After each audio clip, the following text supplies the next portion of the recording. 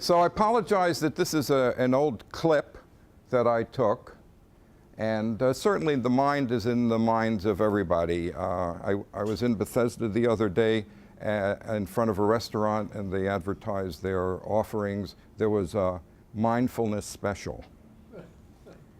So I'll read it for you. Agnes, who's an interesting character if you follow her as I do, always an out-of-the-box thinker. Ever since that guy we saw on TV told us to start practicing mindlessness, I have discovered true peace.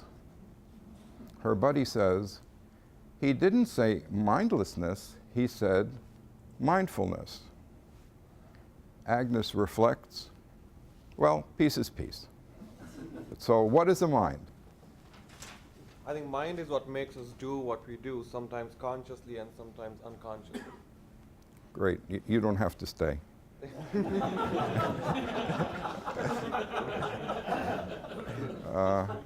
Okay, so we're going to talk about one way of looking at the mind. People have been trying to understand the mind for probably hundreds, if not thousands of years. There are different disciplines that look at the mind.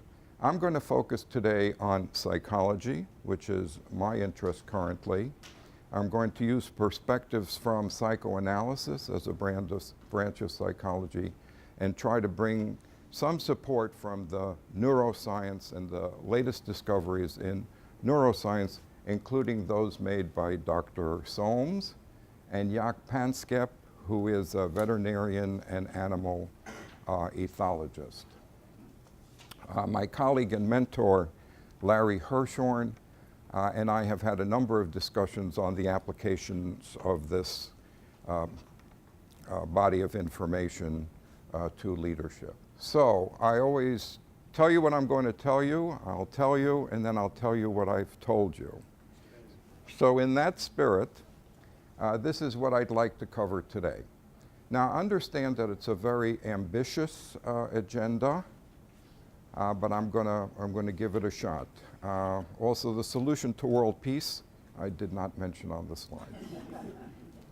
So, what is the mind? Here is your answer, again, in the framework that I'm going to present to you.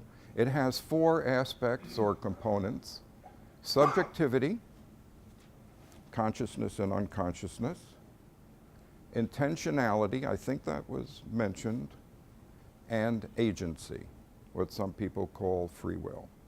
So I'm going to explore these topics in turn.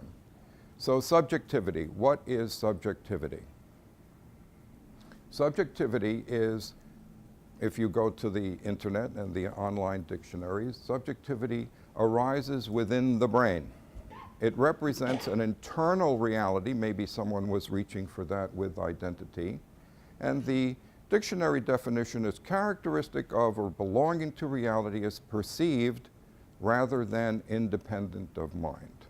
So mind is independent of subjectivity, is dependent on subjectivity, and vice versa, as my Italian colleague said. Now, I think behaviorism is wonderful.